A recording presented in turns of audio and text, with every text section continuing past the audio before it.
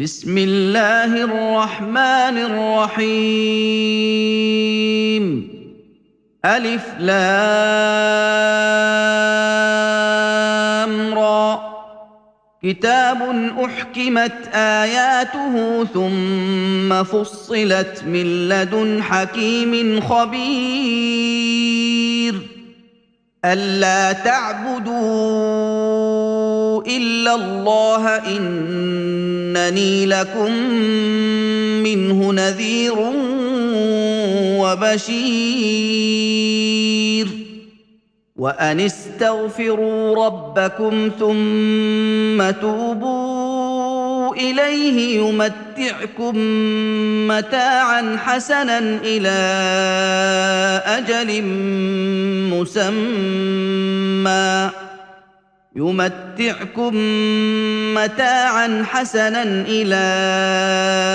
أجل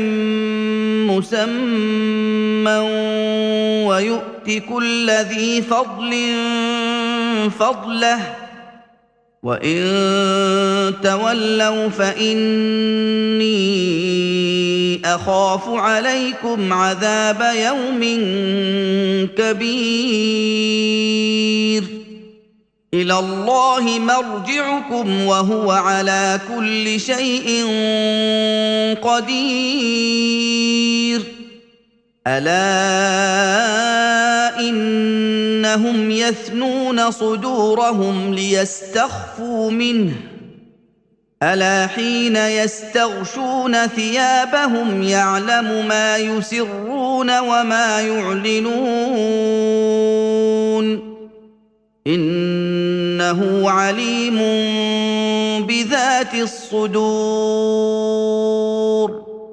وما من دابة في الأرض إلا على الله رزقها ويعلم مستقرها ومستودعها كل في كتاب مبين. وهو الذي خلق السماوات والأرض في 6 أيام وكان عرشه على الماء ليبلوكم أيكم أحسن عملا. ولئن قلت إنكم مبعوثون من بعد الموت ليقولن الذين كفروا إن هذا إلا سحر مبين. ولئن أخرنا عنهم العذاب إلى معدودة ليقولن ما يحبسه ألا يوم يأتيهم ليس مصروفا عنهم وحاق بهم ما كانوا به يستهزئون. ولئن أذقنا الإنسان منا رحمة ثم نزعناها منه إنه ليئوس كفور. ولئن أذقناه نعماء بعد ضراء مسته ليقولن ذهب السيئات عني إنه لفرح فخور. إلا الذين صبروا وعملوا الصالحات أولئك لهم مغفرة وأجر كبير. فلعلك تارك بعض ما يوحى إليك وضائق به صدرك أن يقولوا لولا أنزل عليه كنز أو جاء معه ملك إنما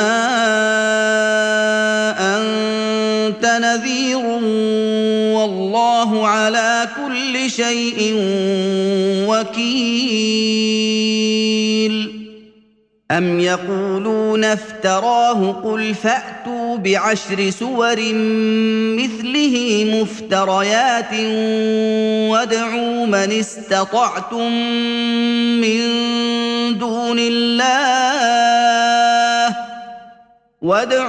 استطعتم من دون الله إن كنتم صادقين فإن لم يستجيبوا لكم فاعلموا أنما أنزل بعلم الله وأن لا إله إلا هو فهل أنتم مسلمون من كان يريد الحياة الدنيا وزينتها نوف إليهم أعمالهم فيها وهم فيها لا يبخسون أولئك الذين ليس لهم في الآخرة إلا النار وحبط ما صنعوا فيها وباطل ما كانوا يعملون أفمن كان على بينة من ربه ويتلوه شاهد منه ومن قبله كتاب موسى إماما ورحمة أولئك يؤمنون به ومن يكفر به من الأحزاب فالنار موعده فلا تك في مرية منه إنه الحق من ربك ولكن أكثر الناس لا يؤمنون ومن أظلم ممن افترى على الله كذبا أولئك يعرضون على ربهم ويقول الأشهاد هؤلاء الذين كذبوا على ربهم ألا لعنة الله على الظالمين الذين يصدون عن سبيل الله ويبغونها عوجا وهم بالآخرة هم كافرون أولئك لم يكونوا معجزين في الأرض وما كان لهم من دون الله من أولياء يضاعف لهم العذاب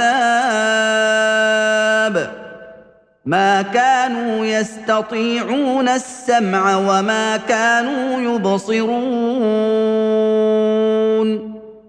أولئك الذين خسروا أنفسهم وضل عنهم ما كانوا يفترون لا جرم أنهم في الآخرة هم الأخسرون إن الذين آمنوا وعملوا الصالحات وأخبتوا إلى ربهم أولئك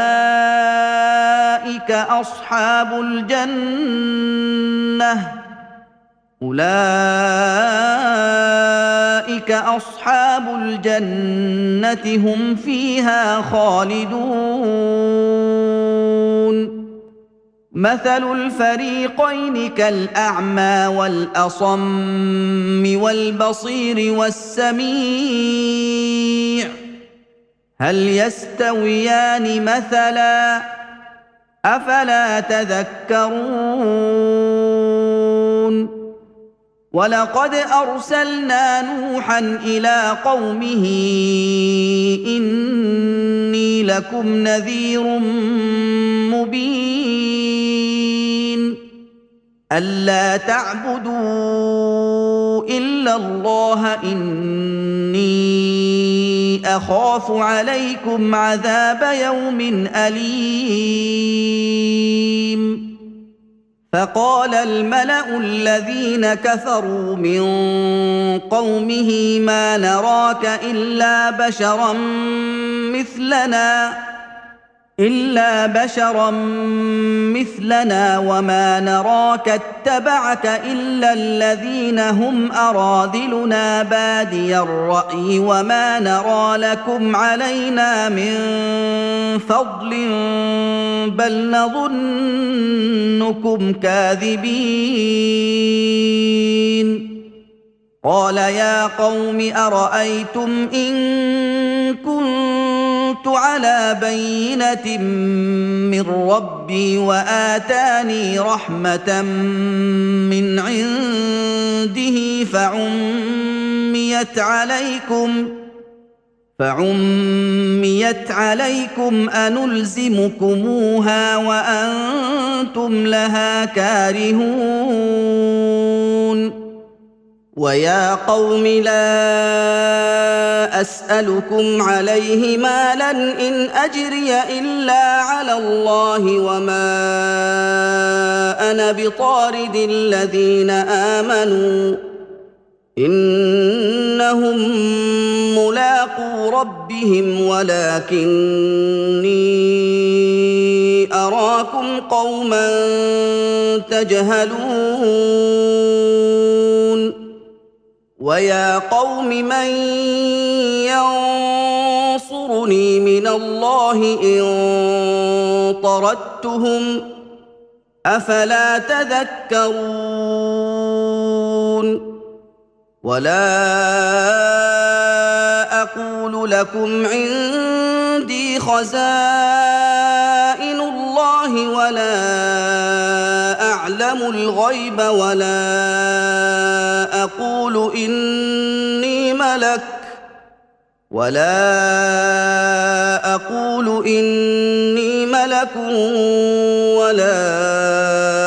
أقول للذين تزدري أعينكم لن يؤتيهم الله خيرا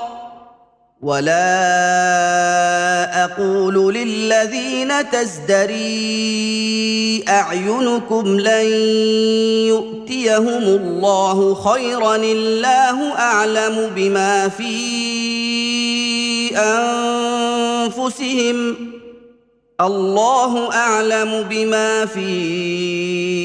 أنفسهم إني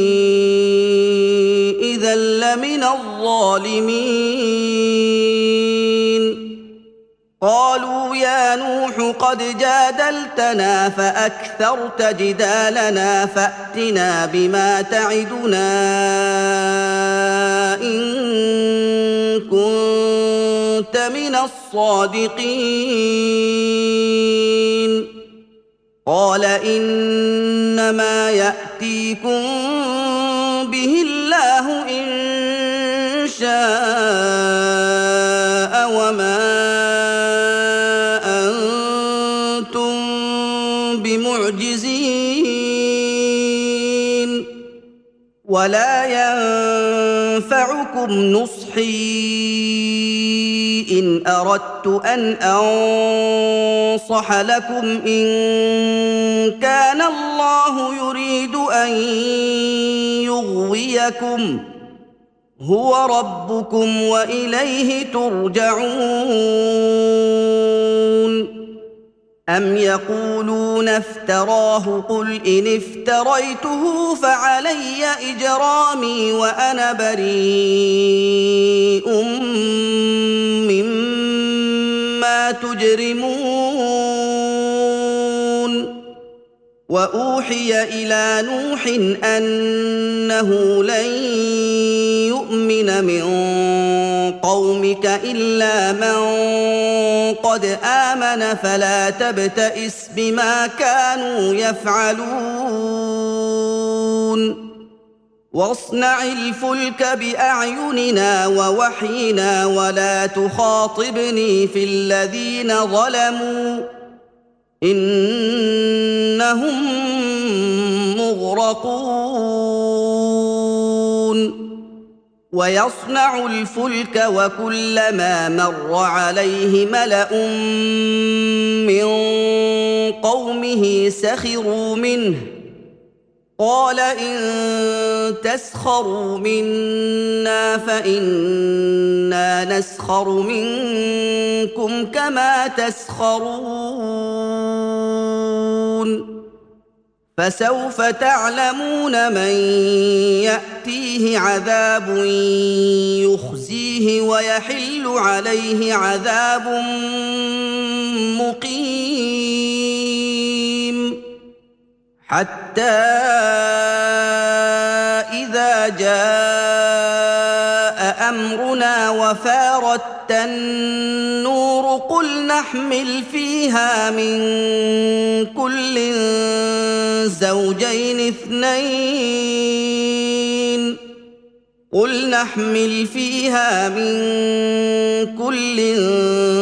زوجين اثنين وأهلك إلا من سبق عليه القول ومن آمن وما آمن معه إلا قليل وقال اركبوا فيها بسم الله مجريها ومرساها إن ربي لغفور رحيم وهي تجري بهم في موج كالجبال ونادى نوح ابنه وكان في معزل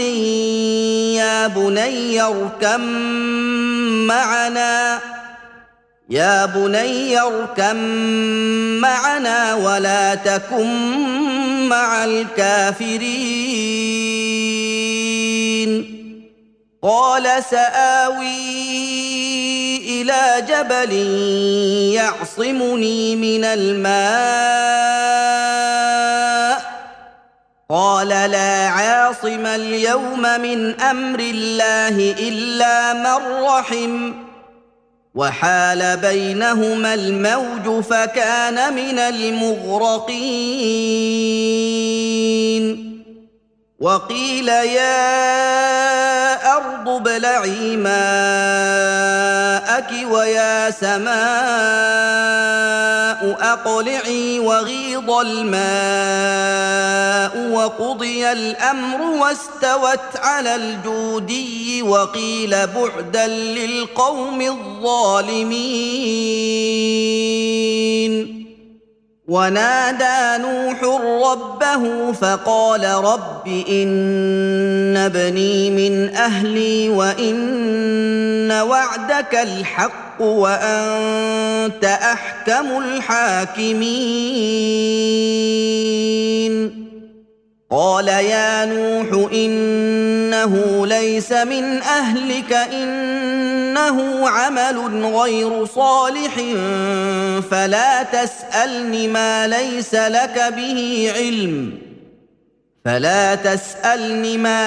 لك به علم إني أعظك أن تكون من الجاهلين قال رب إني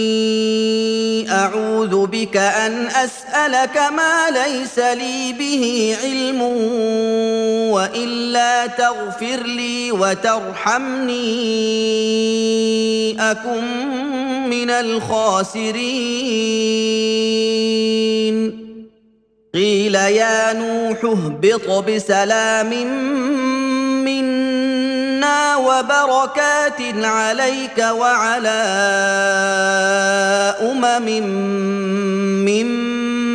ممن معك وامم سنمتعهم ثم يمسهم منا عذاب اليم تلك من انباء الغيب نوحيها اليك ما كنت تعلمها انت ولا قومك من قبل هذا ما كنت تعلمها انت ولا قومك من قبل هذا فاصبر ان العاقبه للمتقين والى عاد اخاهم هودا قال يا قوم اعبدوا الله ما لكم من اله غيره ان انتم الا مفترون يا قوم لا اسالكم عليه اجرا ان اجري الا على الذي فطرني افلا تعقلون ويا قوم استغفروا ربكم ثم توبوا اليه يرسل السماء عليكم مدرارا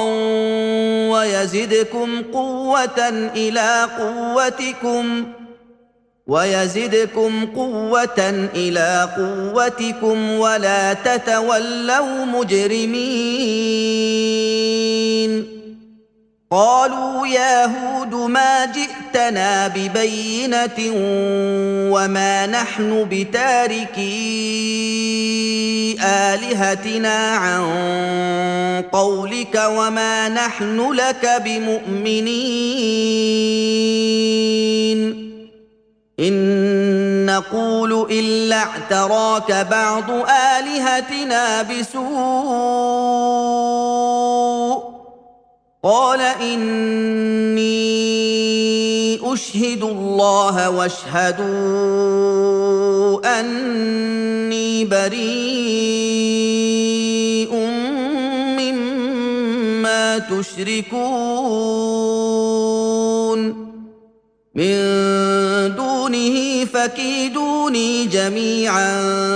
ثم لا تنظرون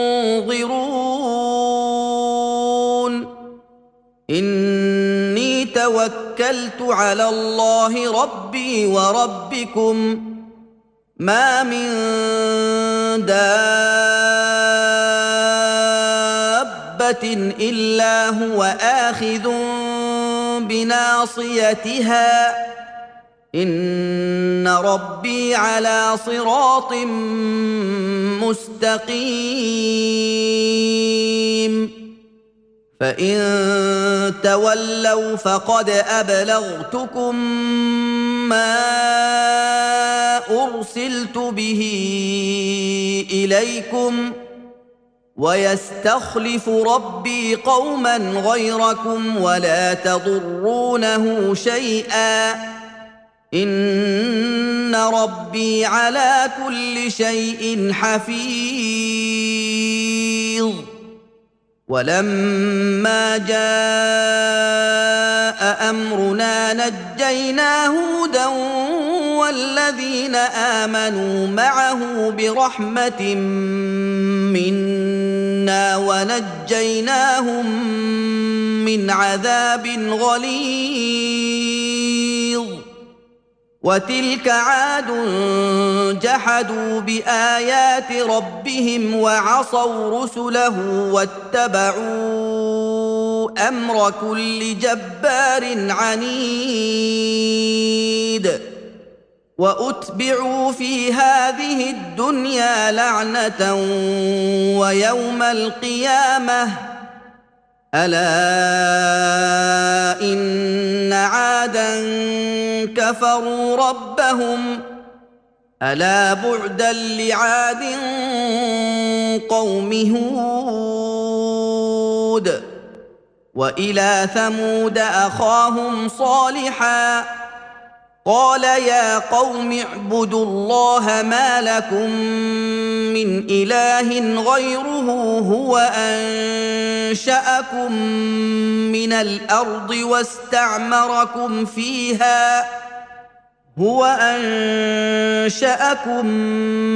الأرض واستعمركم فيها فاستغفروه ثم توبوا إليه إن ربي قريب مجيب قالوا يا صالح قد كنت فينا مرجوا قبل هذا أتنهانا أن نعبد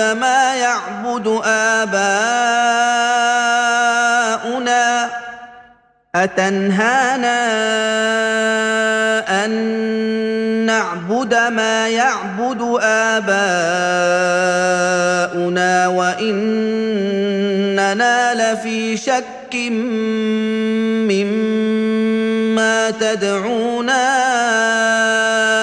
إليه مريب قال يا قوم أرأيتم إن كنت على بينة من ربي وآتاني منه رحمة فمن ينصرني من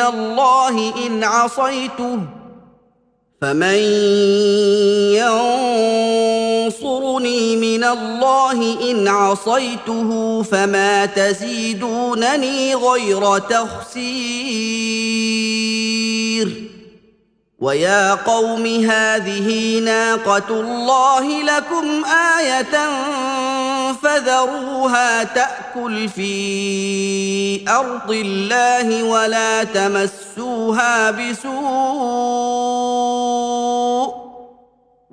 تمسوها بسوء فيأخذكم عذاب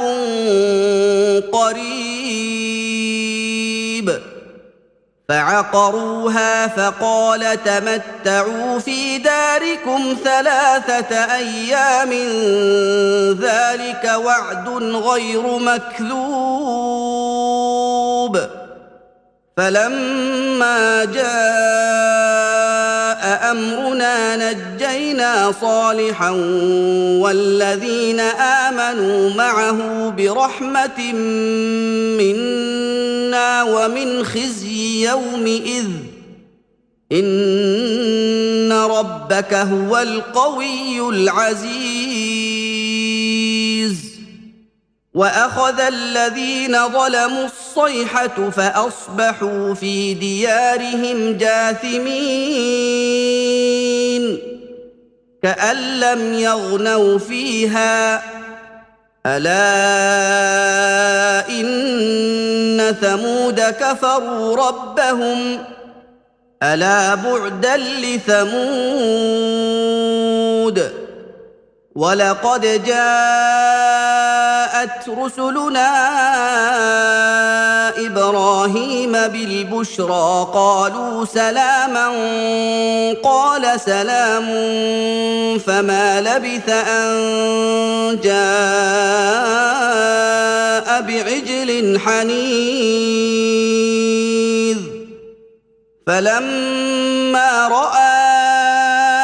أيديهم لا تصل إليه نكرهم وأوجس منهم خيفة قالوا لا تخف إنا أرسلنا إلى قوم لوط وامرأته قائمة فضحكت فبشرناها بإسحاق ومن وراء إسحاق يعقوب قالت يا ويلتى أألد وأنا عجوز وهذا بعلي شيخا إن هذا لشيء عجيب قالوا أتعجبين من أمر الله رحمة الله وبركاته عليكم أهل البيت إنه حميد مجيد فلما ذهب عن إبراهيم الروع وجاءته البشرى يجادلنا في قوم لوط إن إبراهيم لحليم أواه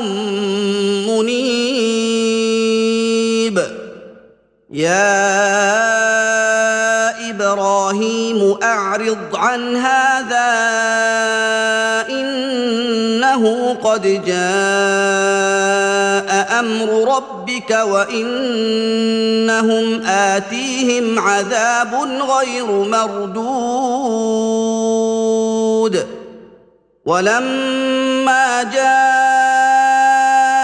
رسلنا لوطا سيء بهم وضاق بهم ذرعا وقال هذا يوم عصيب وجاءه قومه يهرعون إليه ومن قبل كانوا يعملون السيئات قال يا قوم هؤلاء بناتي هن أطهر لكم فاتقوا الله ولا تخزون في ضيفي أليس منكم رجل رشيد قالوا لقد علمت ما لنا في بناتك من حق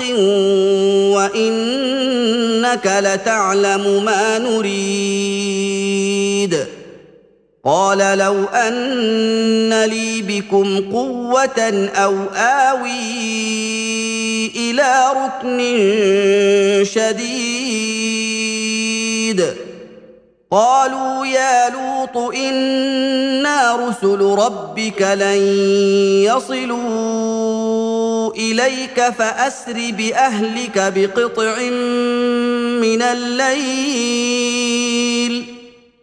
فأسر بأهلك بقطع من الليل ولا يلتفت منكم أحد إلا امرأتك إنه مصيبها ما أصابهم إن موعدهم الصبح أليس الصبح بقريب فلما جاء أمرنا جعلنا عاليها سافلها وأمطرنا عليها حجارة من سجيل منضود مسومة عند ربك وما هي من الظالمين ببعيد وإلى مدين أخاهم شعيبا قال يا قوم اعبدوا الله ما لكم من إله غيره ولا تنقصوا المكيال والميزان إني أراكم بخير وإني أخاف عليكم عذاب يوم محيط ويا قوم أوفوا المكيال والميزان بالقسط ولا تبخسوا الناس أشياءهم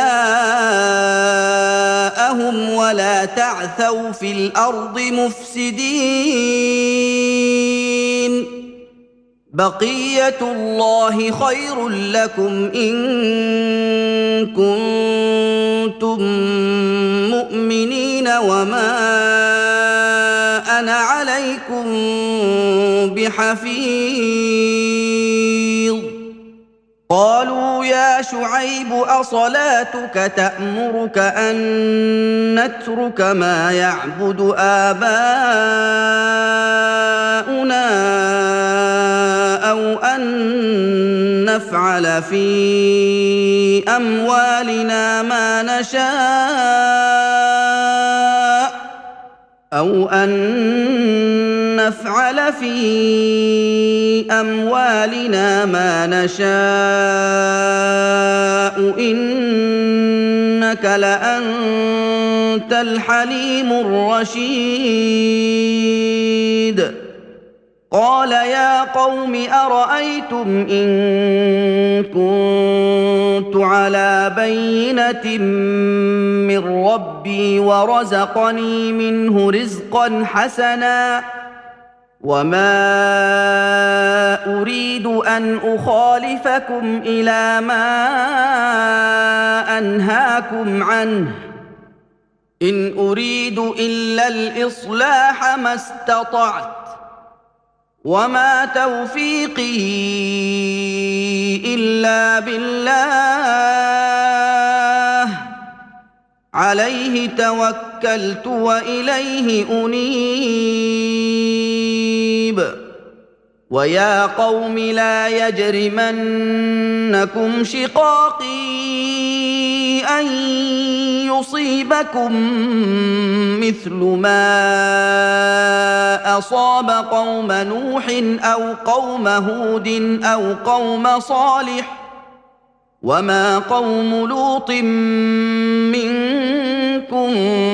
ببعيد واستغفروا ربكم ثم توبوا إليه إن ربي رحيم ودود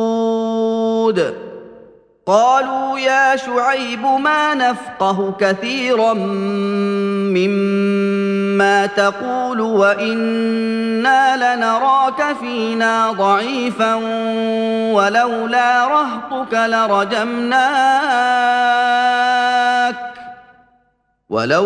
رهطك لرجمناك وما أنت علينا بعزيز قال يا قوم أرهطي أعز عليكم من الله واتخذتموه وراءكم ظهريا إن ربي بما تعملون محيط ويا قوم اعملوا على مكانتكم إني عامل سوف تعلمون من يأتيه عذاب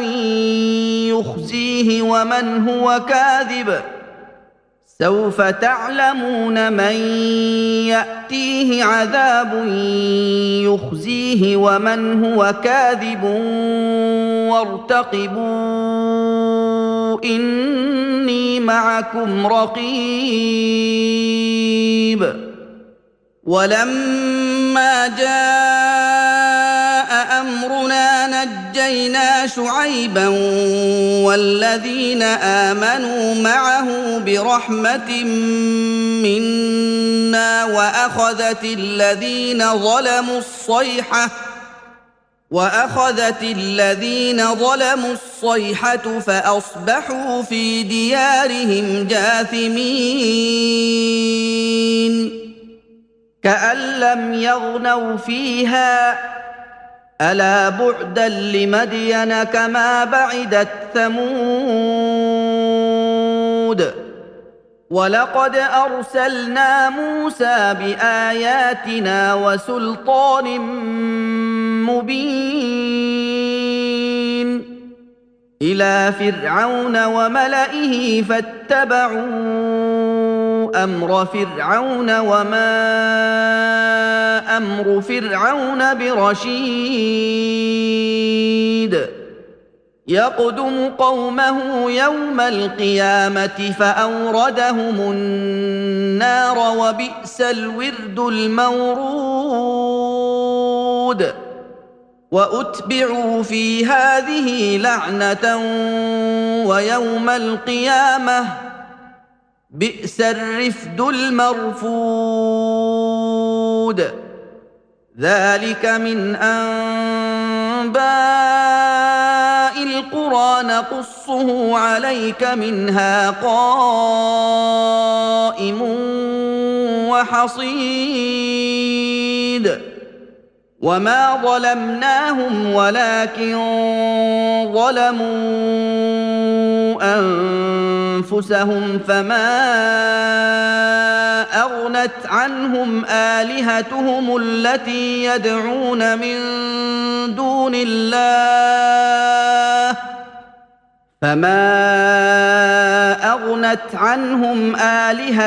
التي يدعون من دون الله من شيء لما جاء أمر ربك وما زادوهم غير تتبيب وكذلك أخذ ربك إذا أخذ القرى وهي ظالمة إن أخذه أليم شديد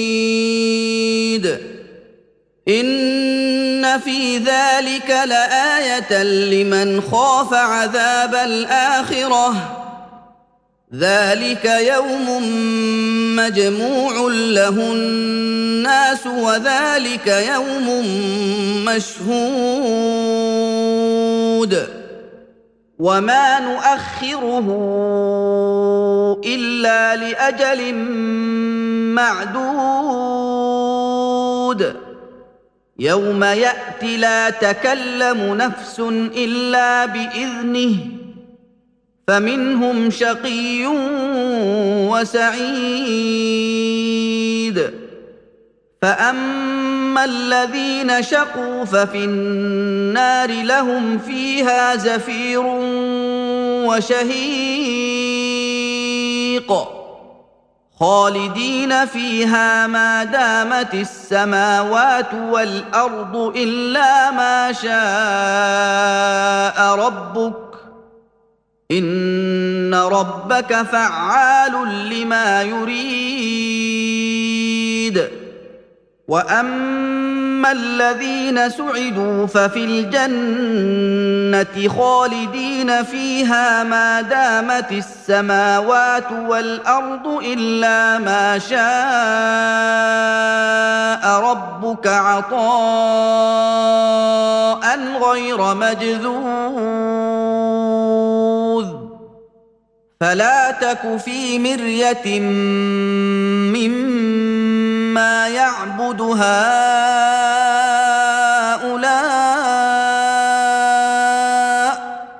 ما يعبدون إلا كما يعبد آباؤهم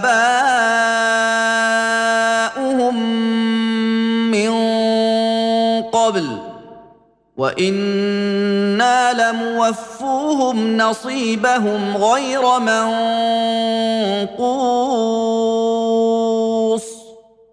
ولقد آتينا موسى الكتاب فاختلف فيه ولولا كلمة سبقت من ربك لقضي بينهم وإنهم لفي شك منه مريب وإن كلا لما ليوفينهم ربك أعمالهم إنه بما يعملون خبير فاستقم كما أمرت ومن تاب معك ولا تطغوا إنه بما تعملون بصير ولا تركنوا إلى الذين ظلموا فتمسكم النار وما لكم من دون الله من أولياء ثم لا تنصرون وأقم الصلاة طرفي النهار وزلفا من الليل إن الحسنات يذهبن السيئات ذلك ذكرى للذاكرين واصبر فإن الله لا يضيع أجر المحسنين فلولا كان من القرون من قبلكم أولو بقية ينهون عن الفساد في الأرض إلا قليلا ممن أنجينا منهم واتبع الذين ظلموا ما أترفوا فيه وكانوا مجرمين وما كان ربك ليهلك القرى بظلم وأهلها مصلحون ولو شاء ربك لجعل الناس أمة واحدة ولا يزالون مختلفين إلا من رحم ربك ولذلك خلقهم وتمت كلمة ربك لأملأن جهنم من الجنة والناس أجمعين وكلا نقص عليك من أنباء الرسل ما نثبت به فؤادك وجاءك في هذه الحق وموعظة وذكرى للمؤمنين وقل للذين لا يؤمنون اعملوا على مكانتكم إنا عاملون وانتظروا إنا منتظرون ولله غيب السماوات والأرض وإليه يرجع الأمر كله فاعبده وتوكل عليه وما ربك بغافل عما تعملون